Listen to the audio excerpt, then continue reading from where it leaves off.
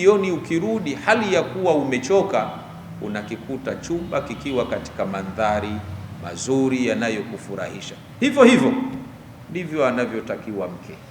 Sio ile ukishaoa ndo umeshamaliza, unatoka hujui umemwachaje, kashinda na nani, rafiki yake nani, mazingira yake yepi, alafu ukirudi jioni utegemee kupata utulivu.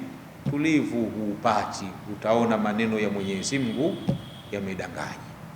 Kwa hiyo tunaoa kwa ajili ya kupata utulivu. Hiyo ni sababu ya tatu hiyo. Lakini sababu ya nne, kwa nini tunaoa? Ndoa ni ibada. Sababu ya nne, ndoa ni ibada. Mtume sallallahu alayhi wasallam anasema, an-nikahu sunnati faman raghiba an sunnati falaysa minni, an-nikahu sunnatul anbiya. Ndoa ni utaratibu wa manabii. Kwa hiyo tunaoa pia kwa ajili ya ibada. Mambo manne hayo ndiyo yanayotusababisha kwa nini tunaoa. Kwa kila mmoja kabla hajaoa anatakiwa afahamu kwamba mimi ninaoa kwa sababu nne, na zote hizo zipatikane. Hiyo ni jambo la pili katika mambo sita tuliyoyaahidi. Lakini jambo la tatu, ndoa ilianza lini? Huu mfumo wa watu kuoana tangu lini na utakwenda isha lini? Ndoa ni katika taratibu za zamani sana katika mfumo wa kibinadamu. Wa kwanza kuoa ni Nabiyullahi Adam alayhi salam, Abul Basharil Awwal, baba wa kwanza wa viumbe. Yeye ndiyo mtu wa kwanza kuoa.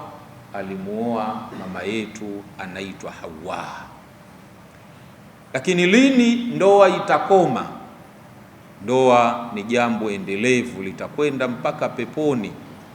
Yani katika mambo ya zamani na yataendelea kuwepo ni jambo la ndoa.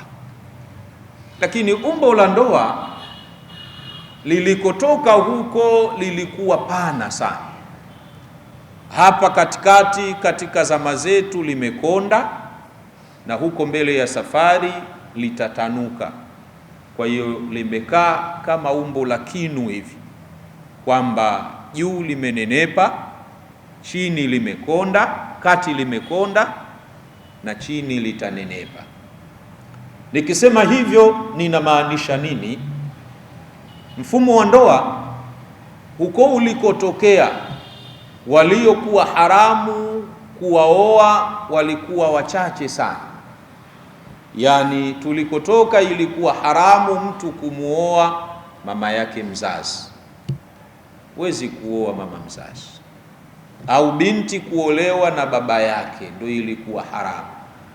Ukiwatoa hao, waliobaki wote walikuwa halali, kwamba mtu anaweza akamuoa dada yake wa baba mmoja mama mmoja, au dada akaolewa na kaka yake wa baba mmoja mama mmoja. Mfano wa hao watoto wa Nabiyullahi Adam alayhi salam, wao walikuwa wanaoana. Kaka wa asubuhi anamuoa dada wa jioni, na kaka wa jioni anamuoa dada wa asubuhi. Kwa hiyo wigo ulikuwa mpana. Umekuja hapa katikati katika mpaka zama zetu umekonda, yani imepunguzwa idadi ya watu kuoana. Dada hawezi kuolewa na kaka yake, kaka hawezi kumuoa dada, mama mdogo humuoi, shangazi humuoi, iko hivyo. Lakini huko tutakapomalizia wigo utatanuka tena. Wanachuoni wanasema watatolewa wale wale baba pamoja na mama, usulu zile katika lugha ya Kiarabu wanasema usul, wazazi, mashina yale. Hakutakuwa na uhalali wa kuoa mashina, lakini hawa hawashi kutakuwa na uhalali wa kuwaoa. Hapo tumezungumzia ilianza lini ndoa na itakwenda mpaka lini. Lakini mtazamo wa sheria, sheria inasemaje kuhusu ndoa? Yani dini yetu ya Kiislamu inazungumzia, sheria inaita, inawalingania watu, inawahimiza watu waoe. Fankihu ma taba lakum mathna wa thulatha wa rubaa, maneno ya Mwenyezi Mungu. Kwa hiyo Uislamu unawaita, kuna wito wa kidini katika watu kuoana. Hilo ni jambo la 4 kama sikosei. Lakini jambo la 5, hali za ndoa, hali za watu katika kuoa. Watu wote tuna hali moja katika kuoa? Hapana. Sisi hapa au mfano wa kwetu sisi tumegawika katika mafungu 4 katika kuoa. Yani si kila mtu anaitiwa wito wa kuoa. Kuna hali 4 za watu katika kuoa. Kuna mtu kuoa kwake yeye ni wajibu, asipooa anapata dhambi. Kuna mtu kuoa kwake yeye ni sunna, anatakiwa aoe. Kuna mtu kuoa kwake yeye ni karaha, alitakiwa asioe. Kuna mtu kuoa kwake yeye ni haramu, akioa anapata dhambi. Kwa hiyo si swala la kila mtu anatakiwa aoe. Ni vema huyu ambaye anafikiria kuoa au wewe ambaye unamuhamasisha mtu kuoa, ukaijua kwanza hali yake. Katika zile hali 4 za kuoa, huyu yuko katika hali gani? Haramu, wajibu, sunna au karaha. Yawezekana ukamuhimiza mtu kuoa, kumbe kwake ilikuwa karaha kuoa. Yawezekana kumbe ilikuwa haramu. Kwa hiyo kuna hali 4. Hali ya kwanza, tuanze na sunna. Nani kwake kuoa inakuwa sunna? Na haya ninayoyasema kila mtu ndo anajikagua yeye mwenyewe sana, sababu sisi ndo tumeoa hapa. Kwa hiyo mtu ajitazame, mimi huku kuoa kwangu ilikuwa ni sunna kuoa, ilikuwa ni karaha, ilikuwa ni haramu. Lakini yule mwanangu ninayemuhimiza kuoa ni sunna, karaha, haramu, au yule niliyemuozesha ni sunna, karaha au haramu. Kuna njia 4 au hali 4. Sunna kuoa kwa nani? Inakuwa sunna kuoa kwa mtu ambaye anaziweza gharama za kumuhudumia mke katika mambo 3. Jambo la kwanza, awe anapo pa kumlaza. Huyo anayekwenda kuoa, ili iwe sunna kwake, aweze mambo 3. La kwanza au mambo 4. La kwanza, awe anapo pa kumlaza. Ukishamchukua huyo mtoto mwenyewe, binti wa watu, utamlaza wapi? Hilo la kwanza. La pili, awe anacho cha kumlisha, kwa sababu ni mtu huyo, uwe na sababu za wewe kuweza kumlisha. Hilo ni jambo la pili. Na la tatu, awe na uwezo wa kumpatia mavazi, awe na uwezo wa kumpatia mavazi. Hilo jambo la tatu. La 4 yake, awe na uwezo wa kumpatia zile hukuku zaujia, kwa maana sasa zile haki za kimwili, awe na uwezo na nafsi yake ikawa inatamani kuoa. Huyu akiyaweza hayo 3 na hili la 4, huyu kwake kuoa inakuwa sunna. Kwa hiyo tukitangaza ni sunna kuoa kwa watu wenye kukamilisha sifa hizo, huyu kwake ni sunna. Lakini nani kwake kuoa kunakuwa karaha? Kuoa kunakuwa karaha kwa mtu ambaye anayaweza hayo matatu: anaweza kumlisha, anaweza kumvisha, anapo pa kumlaza, lakini vile vile ikawa hawezi ile shughuli yenyewe. Huyu kwake kuoa inakuwa karaha, hashauriwi kuoa, ni karaha kwake, kwa hiyo haiwi sunna. Lakini kwa nani kuoa inakuwa haramu? Kuoa haramu kutakuwa kwa mwanamume ambaye anaoa kwa lengo la kumnyanyasa na kumtesa yule mwanamke mwenyewe, hana dhamira naye njema. Huyu kile kitendo cha kuoa, ndoa yake itaswihi, lakini anaandikiwa dhambi kwa sababu anadhamiria kuja kumdhuru. Huyu kwake kuoa ni haramu. Lakini kwa nani inakuwa wajibu kuoa? Kuoa wajibu kwa maana ya lazima kwa mtu ambaye aliyaweza yale ya sunna, alafu akanadhiria, nilikuwa nina uwezo wa kumvisha, wa kumlisha, wa kumlaza, ninapo shughuli ninaiweza, lakini niliweka nadhiri. Kwa mfano, nina biashara zangu zimenasanasa hivi, ziki katika mambo sita limebaki jambo moja la sita ambalo ndio kubwa na ndilo lililokusanya ilmu pana. Nalo ni nini? Namna ya kuiendea ndoa. Sasa tutazame sisi tuliooa, tumeoa katika njia hiyo. Ndoa katika kuiendea, kuna kitu katika lugha ya Kiswahili ya kimtaani kinaitwa posa au kuchumbia. Sheria ya dini inatambua hili jambo, kule kuposa au kuchumbia upo. Na tukisema kuposa tunamaanisha nini? Kuchumbia ni kitendo cha kupeleka taarifa kwamba wewe unahitaji binti fulani awe mkeo.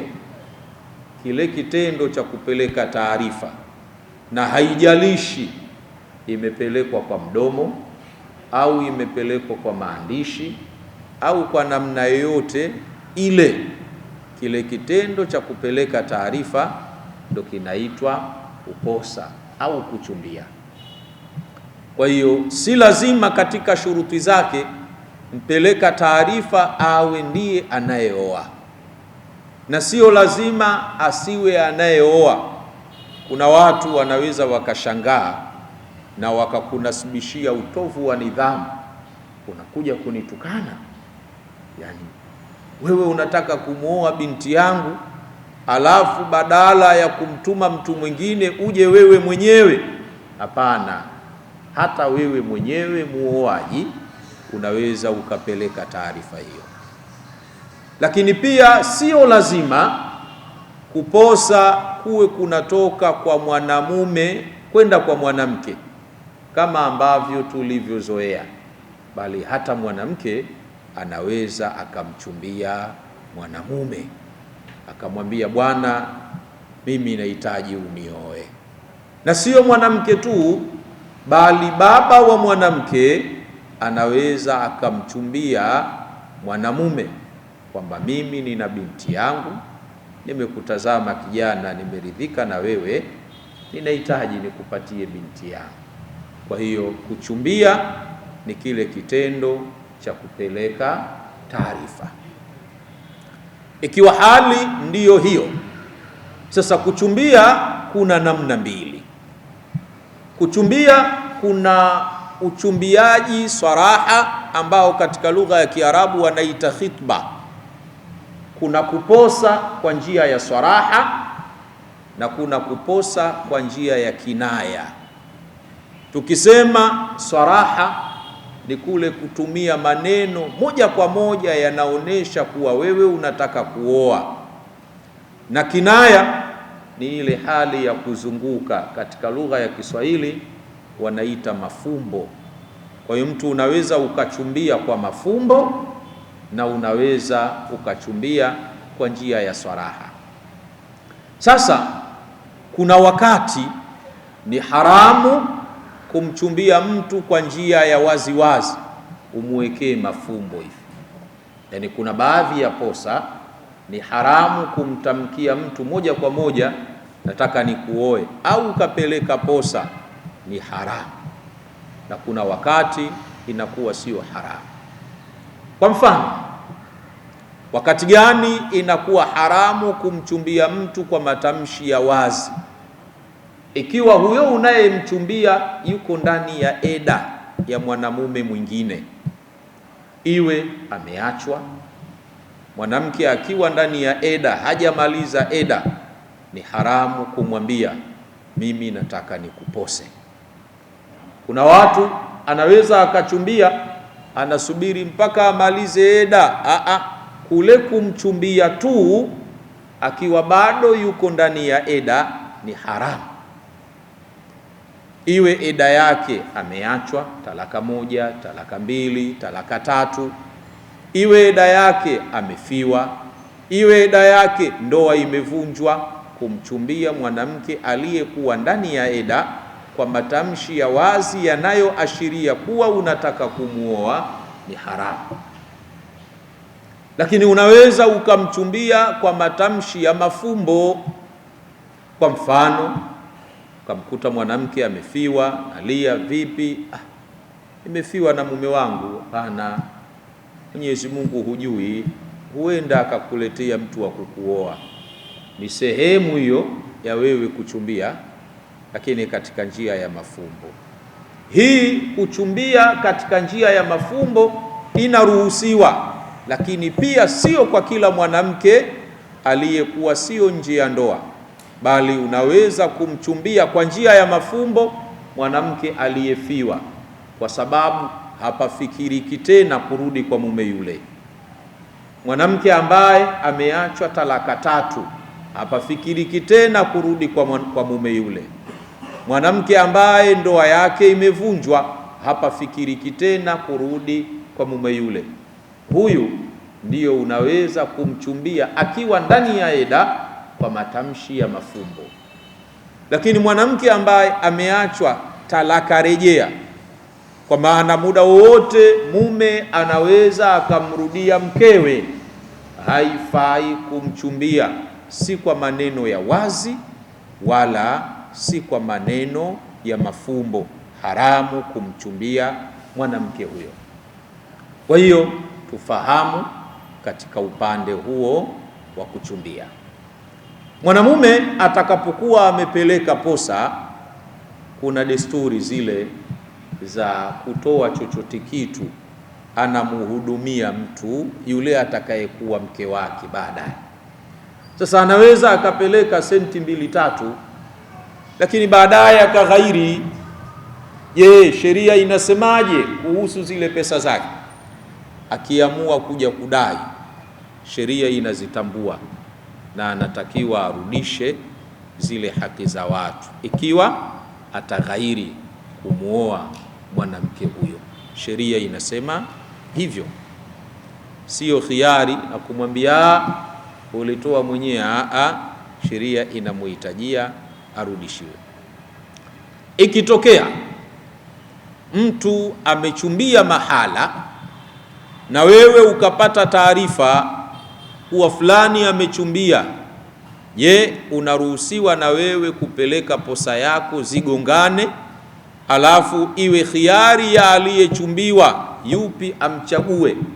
Sheria inasema haramu kupeleka posa juu ya posa. Yani huwezi kumchumbia mke aliyechumbiwa na mwanamume mwingine, isipokuwa yule mwanamume aliyechumbia apate habari kuwa na wewe kama una alama au rafiki yako, kwa hiyo akwambie mwenyewe, bwana we, mimi nimepuuza ile posa yangu, kwa hiyo ukimhitaji na wewe peleka posa yako. Hapo ndo unaruhusiwa kupeleka posa yako, la sivyo haram kumchumbia mchumba aliyechumbiwa na mwanamume mwingine. Ikitokea mwanamke amechumbiwa, baba wa yule binti anakujua kwamba una ukaribu na huyo aliyepeleka posa, akaja kusikilizia tabia za huyo aliyeleta posa. Bwana fulani unamjua wewe, kaja kumposa binti yangu, unaonaje huluka zake? Sasa mtu anaweza akapata kigagaziko, nitatia fitna hapa, inawezekana Mwenyezi Mungu akaniadhibu mimi. Hapana, sheria inasema ukiulizwa kuhusu mume aliyepeleka posa, tabia zake, huluka zake, zitaje, usifiche, taja ule ukweli, islaha, kwa lengo la kutengeneza, kwa sababu ukificha yawezekana yakaja kumkuta madhara makubwa zaidi ya hayo unayoyakwepa wewe. Mtume sallallahu alayhi wasallam aliwahi kuulizwa kuhusu watu wawili, unasemaje? Akasema huyu mmoja yeye hateremshi fimbo begani. Hicho ni kinaya, ni fumbo la hateremshi fimbo begani, maana yake ni mtu anayetembea tembea sana muda wote safari. Mwingine yeye huyu mpigaji, mwingine bakhili, kama hivyo. Kwa Mtume ilikuwa anataja, alafu yabaki maamuzi ya yule aliyekwenda kuposewa, mimi nitaozesha hivyo hivyo. Lakini sheria inakutaka wewe uliyetakiwa ushauri useme kweli. Baada ya kueleza kipengele cha uchumba, sasa tunaingia katika kipengele cha ndoa yenyewe. Ndoa kama ndoa, tunakwenda haraka haraka kwa sababu ya muda. Ndoa kama ndoa ina nguzo zake 5. Nguzo za ndoa ziko 5. Nguzo ya kwanza azauja, yule muolewa mwenyewe. Ndoa ya pili, nguzo ya pili azauju, muoaji. Nguzo ya tatu alwaliyu, yule wali, mtawalia ndoa. Nguzo ya 4 ashahidan, mashahidi. Na nguzo ya 5 ni lafdhu, wengine wanasema asigha, yale matamshi yanayotumika katika kuozesha, lazima yawepo, yajulikane yale. Sasa hapa pia tukae makini hapa. Zauja, mke. Mke ili afae kuwa mke kwa huyo mume anayesimama kama mume, anatakiwa awe na sifa 4. Ukimuoa mwanamke huyo aliyekamilisha sifa 4, hapo ndoa ndo imeswihi. Ikikosekana moja katika hizo, hapo hakuna ndoa. Sifa ya kwanza ya huyo mwanamke mwenyewe, asiwe katika eda ya mwanamume mwingine asiyekuwa anakwenda kuoa. Hii tafsiri yake ni nini? Upo uwezekano wa mtu kumuoa mwanamke aliyekuwa katika eda, lakini eda yenyewe ni ya kwako wewe mwenyewe mume, anakukalia eda, na pia unaweza kumuoa. Unaweza ukajiuliza, sasa akinikalia eda ni muoe au nimrudie? Unamuoa ijapokuwa yuko katika eda. Kwa mfano, unaweza ukaoa mwanamke, baada ya kumuoa ukaja kupata taarifa aliyekuozesha haikuwa haki yake kukuozesha, labda akakuozesha baba wa kufikia, kama ambavyo tutafahamishana tukifika kwa wali. Kile kitendo cha kujua tu yule mwanamke niliozeshwa na asiyestahiki kuniozesha, pale pale ndoa imeshavunjika. Ndoa ikishavunjika, yule mwanamke anatakiwa akae eda ya kwako wewe. Kile kipindi cha yeye kukaa eda, wewe unaruhusiwa kumuoa mwanamke huyu, ingawaje yuko katika eda, lakini ile eda yenyewe ni ya kwako wewe. Lakini kipindi hiki mwanamume mwingine haruhusiwi kuja kumuoa. Mwanamume mwingine haruhusiwi kuja kumuoa.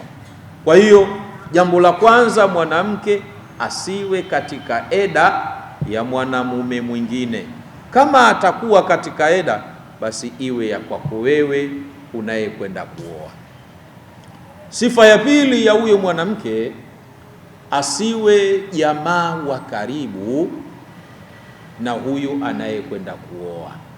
Kwa maana asiwe dada yake, asiwe mama yake, asiwe shangazi yake, wasiwe wamenyonya ziwa moja. Na hapa niweke ufafanuzi kidogo. Tukisema kunyonya ziwa moja, watu wengi wanachanganya hapa. Kuna masharti ili ionekane kuwa huyu ni dada yangu wa kunyonya ziwa moja, awe amenyonya mara 5. Sio mama amemwacha kijana wake, amekwenda sokoni, amemwachia mtoto wa jirani yake, amemwachia jirani yake, na yeye ananyonyesha. Yule mtoto akalia, akaona kwa kuwa mama yake amekwenda sokoni, basi acha nimnyonyeshe mara moja. Atamnyonyesha, ndio asimnyonyeshe tena. Huyu bado haijakuwa haramu kwa kile kigezo eti kanyonya ziwa la huyu. Ili iwe haramu, huo mnyonyesho uwe 5 marati, mara 5. Na mara moja inahisabika vipi? Ili isabike kuwa hii ni mara moja, hii ni mara ya pili, hii ni mara ya 3, iweje? Ikitokea mwanamke anamnyonyesha mtoto, kamnyonyesha ziwa la kushoto huko, kanyonya yule mtoto, mama akahisi kama vile limekwisha, akataka kumbadilisha, kumpeleka katika ziwa lingine, hiyo ni mara moja bado, ingawaje amemuhamisha chuchu. Au mtoto kanyonya, desturi ya watoto huwa wanaingiwa na michezo, anaweza akatoa chuchu kinywani wake mara moja, afu akairudia tena wakati huo huo, hiyo vile vile ni bado mara moja, hazijawa mara 2 hapa.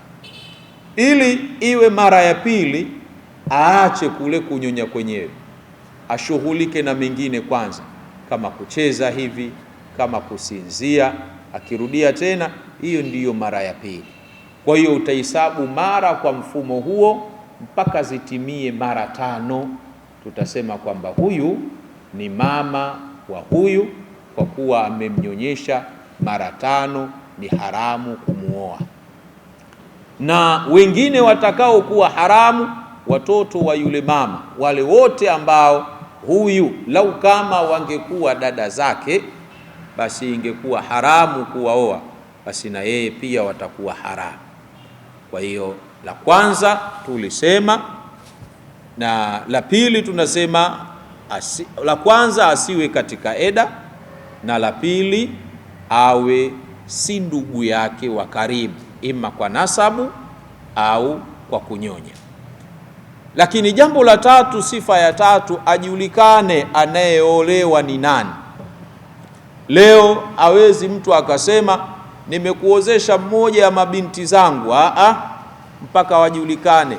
Fatuma kwa mfano, ajulikane, apambanuke.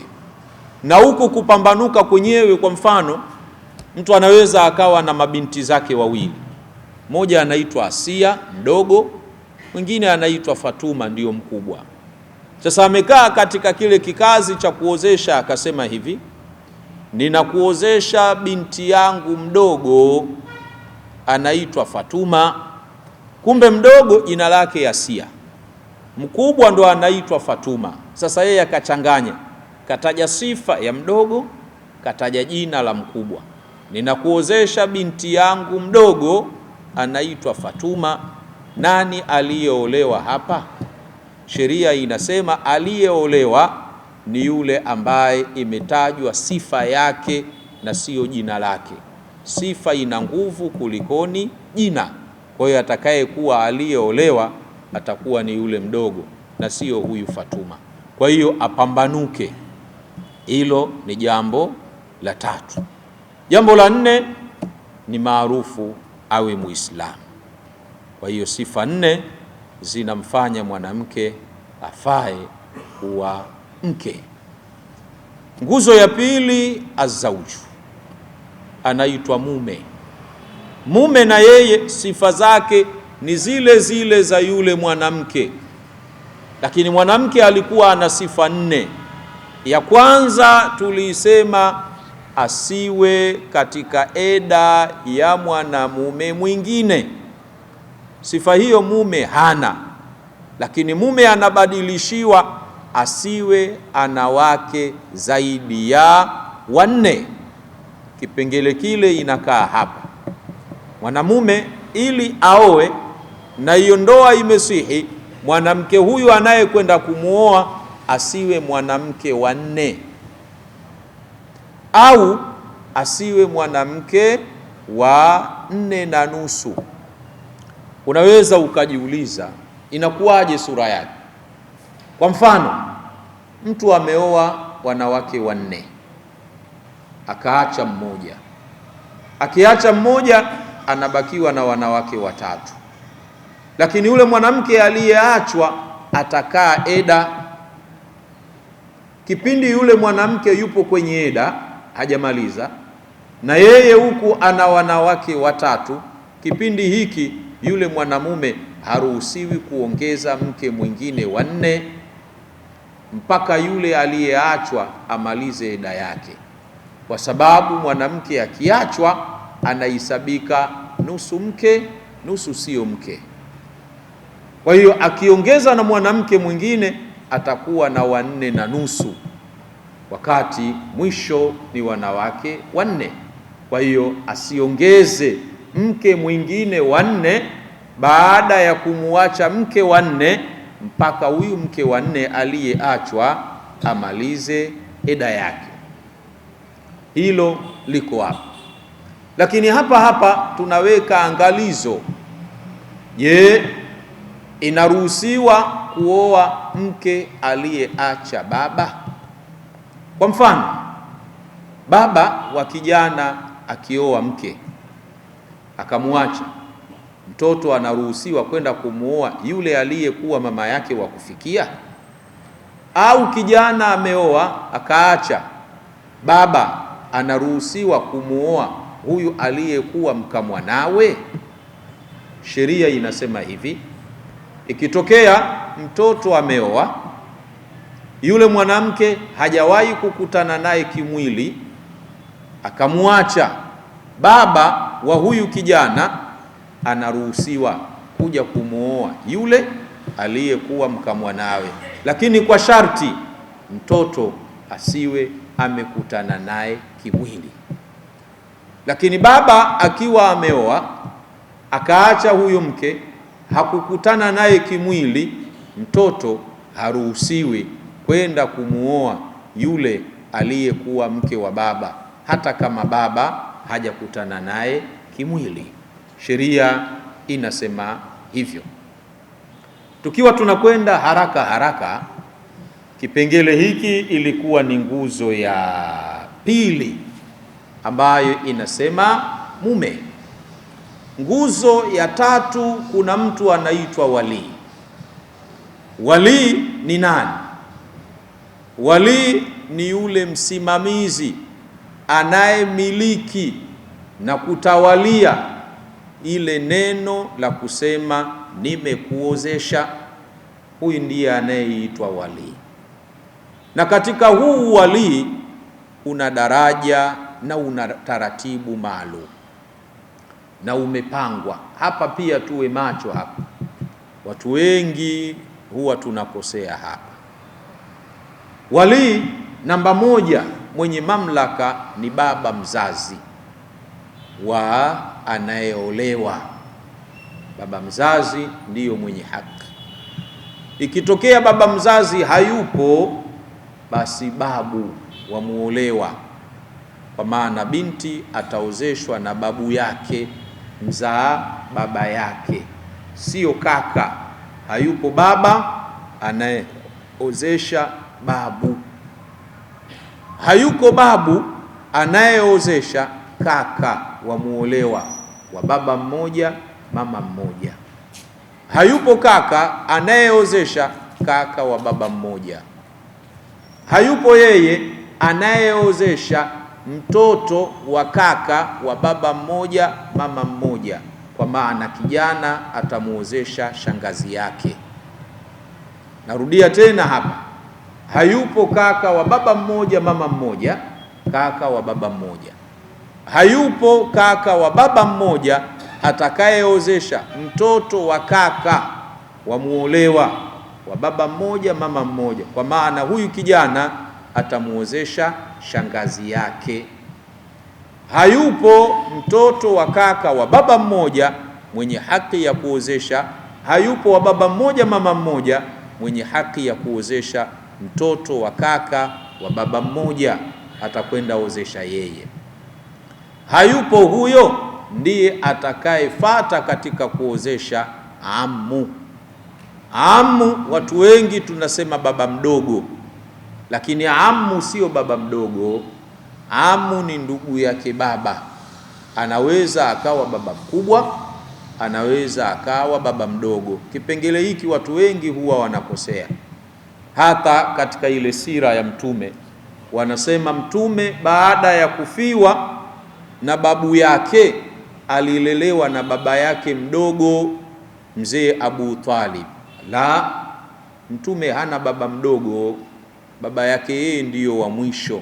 Kwa hiyo Abu Talib ni baba mkubwa, anaitwa ammu. Kwa hiyo ammu ni ndugu wa baba, haijalishi akiwa baba mdogo ammu, akiwa baba mkubwa anaitwa ammu. Kwa hiyo hayupo mtoto wa kaka atakayeozesha, ni ndugu yake baba wa baba mmoja mama mmoja. Hayupo yeye ataozesha ndugu yake baba wa baba mmoja. Hayupo ataozesha mtoto wa ndugu yake baba wa baba mmoja, ataozesha yeye. Hayupo wa baba mmoja mama mmoja. Hayupo ataozesha mtoto wa ndugu yake baba wa baba mmoja. Taratibu zinakwenda katika misingi hiyo. Sasa inaweza ikawa hivi, baba amekufa, wamekufa, ikafika hatua anayetakiwa kuozesha ni kaka wa baba mkubwa, yani kabakia binti na kaka yake mtoto wa baba mkubwa. Angetoka nje mtu anakuja kuoa, ingekuwa yeye ndiye wa kuozesha. Wakati huyu kaka mwenyewe na yeye sheria inamruhusu amuoe yule binti. Sasa ikitokea anataka kuoa yeye mwenyewe, ambaye lau angetoka mtu mwingine nje, yule angekuwa walii. Sasa ndo anataka kuoa yeye, atajiozesha mwenyewe, kwa maana atavaa kofia mbili. Kofia ya kwanza awe walii, kofia ya pili awe mume? Hapana, sheria inasema hakimu ndiye atakaye kuja kuozesha, kama ambavyo mbele tutaona huko. Sasa kuna tatizo hapa linatokeaga. Leo anaweza akapatikana kijana, baba yake anaishi shamba huko, yeye akamchukua dada yake akaja naye Dar es Salaam. Yule binti katokea mchumba, anataka kuolewa. Huyu kijana anapeleka salamu kwa baba, baba bwana, huku katokea mchumba huku, dada yako umeshamwambia? Bado sijamwambia. Sasa nimeona kwanza nikwambie wewe kwanza. Baba anamjibu yule kijana wake, mimi niko shamba huku, nakuja huko mbali, basi utamaliza jambo, utaozesha. Mwangalie mume akiwa anafaa, muozeshe. Yule kijana atamkagua yule mume, ataona anafaa kuwa shemeji, anamuozesha dada yake. Ndoa haiswihi katika misingi hiyo, hapo ndoa haijaswihi. Kwa nini haijaswihi? Wakati baba yuko shamba ndo hayupo, babu ndo hayupo, na wakikosa hao mimi ndio nakuwa walii. Hapana, walii upo kwa baba. Wewe katika kuozesha kwako hauozeshi kama walii, unaozesha kama wakala wa yule baba yule. Sasa kuna taratibu za kupeana huo wakala wenyewe. Kwa hiyo ilitakiwa yule baba kabla hajakukabidhi wewe uwakala, awasiliane na huyo muolewa mwenyewe kwanza, atake idhni kwa yule muolewa. Baba akishapewa idhni na yule muolewa, yule baba sasa ndiyo akupe uwakala wewe, atoe uwakala baada ya yeye kuwa ameshapewa idhni. Ndio aseme nimemuomba idhni binti yangu kaniruhusu, kwa hiyo nimekupa uwakala wa kuniozeshea binti yangu. Kwa hiyo yule akiozesha haozeshi kama wali, bali anaozesha akiwa yeye kama wakala. Taratibu zinakwenda hivi. Sasa inaweza ikatokea baba amekufa, akatuacha sisi makaka wa baba mmoja mama mmoja, tuko watano. Nani mwenye mamlaka ya kumuozesha dada? Yeyote anaweza kuozesha au inakuwaje? Dada akiachwa na baba hivyo, kama vile nyumba. Mfano leo baba amekufa, katuachia nyumba. Ile nyumba aliyoiacha baba haiwi haki ya kila mmoja kwa nafasi yake kuiuza, lazima yapite makubaliano ya sisi sote, yani kila mmoja ahusike katika kuuza ile nyumba. Sasa hapa inakuwaje sura yake? Binti inatakiwa amchague mmoja katika wale. Akishasema namtaka fulani ndiye aniozeshe, yule anakuwa ndiye mwenye mamlaka ya kuozesha. Na huyo mwenye mamlaka ya kuozesha, hawa wenzake wakiozesha itakuwa ni mawakala wa kwake yeye aliyechaguliwa. Kwa hiyo haiwi kila mmoja anaweza kuozesha katika kipengele hicho. Kwa hiyo nilipenda pafahamike, tuweke ufafanuzi huu. Baada ya wali anafata shahidi. Shahidi ni nani na ushahidi unapatikana katika eneo gani? Watu wengi wanachanganya hapa, hawajui ushahidi unapatikana wapi. Ndiyo utakuta muuaji amekuja na jopo la watu. Baada ya kufika pale, atamuita baba wa binti, anauliza chumba cha binti kiko wapi, nataka nikaweke ushahidi. Ushahidi haupatikani maeneo hayo na hakuna taratibu hizo. Ushahidi ni ule unaopatikana katika jamvi. Shahidi anaitwa shahidi, anatakiwa ashuhudie nini? Ashuhudie yule binti akimwambia shekhe kuwa nimekubali kuolewa na fulani, au ashuhudie kauli ya baba akimwambia mume nimekuozesha binti yangu. Ushahidi uko hapa, sio kule ndani. Yani ushuhudie yale maneno anayoyasema baba kumwambia muoaji, mimi fulani nimekuozesha binti yangu fulani, na yule mume anasema nimekubali kumuoa binti yako. Ushahidi wenyewe ni hapa na sio ule wa ndani kule, sio ule wa ndani. Isipokuwa kuna ushahidi sunna. Maana ushahidi uko wa aina mbili, kuna ushahidi fardhi na kuna ushahidi sunna. Ushahidi fardhi ndio ule wa katika jamvi ambao ndio nguzo ule. Alafu ushahidi sunna unapatikana inaposomwa barua au posa. Ikiletwa posa, zamani kulikuwa na desturi, wataitana wazazi, wajomba, nani, alafu ndo anasomewa barua yule binti, bwana, hapa imekuja barua inahitaji, inasema unataka fulani anahitaji kukuoa, unasemaje? Yule binti anampa idhni baba yake, nimekubali uniozeshe kwa huyo fulani. Hapa ndipo unapopatikana ushahidi sunna, na sio ushahidi sunna wanamume wako nje huko, wanatoka baadhi ya watu wanaingia ndani, mana shekhe mana nani sijui, mnamkuta biharusi yuko pale, yuko na madada wengine pale, alafu mnamuuliza fulani anataka kukuoa, umekubali? Ushahidi sio hapa. Na nyinyi mtakaoingia ndani hamuitwi mashahidi, bali kama mashahidi watakuwa ni wale madada mlio wakuta ndani, wale ndo watakuwa mashahidi. Wameshuhudia nini? Wamekushuhudia wewe ukimuuliza yule kuwa umekubali kuolewa na fulani. Kwa wale ndo wana haki ya kujiita kuwa sisi ni mashahidi, tumemshuhudia fulani akitoka huko akija kumuuliza fulana kwamba umekubali kuolewa na fulani. Kwa hiyo tukizungumzia ushahidi sio wa kuingia ndani, bali ushahidi wa jamvini, huyu anashuhudia pale. Kuna lugha zimeingia sasa hivi. Mimi niko Dar es Salaam, ndiyo muoaji, anayeolewa yuko Tanga, mashahidi wako South Africa, baba anayeozesha yuko Marekani. Lakini sasa hivi kuna uwezekano tukajiunganisha, ikawekwa laptop, ikawa tunaonana katika njia ya mtandao. Ninaweza kumuozesha binti yangu kwa kupitia njia hiyo, mashahidi wakiwepo? Sheria ya dini inasema hairuhusiwi, kwa sababu shuhudu ni hudhur, kule kuhudhuria, kiwiliwili kiwepo pale.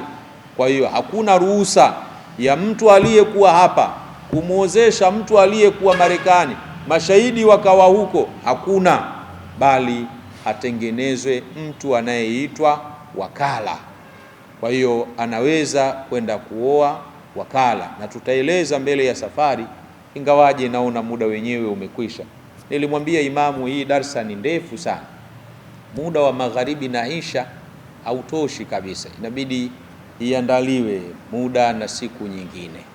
Tulikuwa katika kipengele cha ushahidi, lakini baada ya kipengele hicho ambacho tunaingia kipengele cha mwisho, nasikitika tutakitaja kwa uchache kabisa, kipengele cha matamshi au tunaita sigha.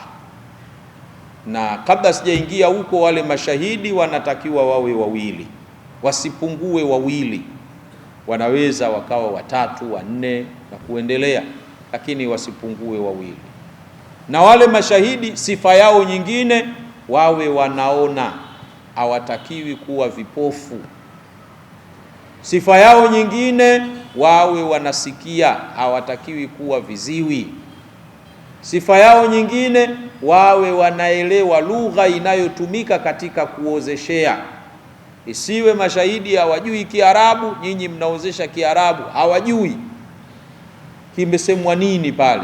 Wawe wanafahamu lugha hii imemaanisha huyu kamwambia huyu. Wasiwe kizani, wawe sehemu ya mwanga, sio kizani kiasi hatuonani. Hiyo haikubaliki, iwe sehemu ya mwanga. Na nguzo ya tano ndiyo yale matamshi sasa, nimekuozesha, itumike kwa sigha ya madhi. Wenyewe wazungu wanasema past tense, nimekuozesha, sio ninakuozesha.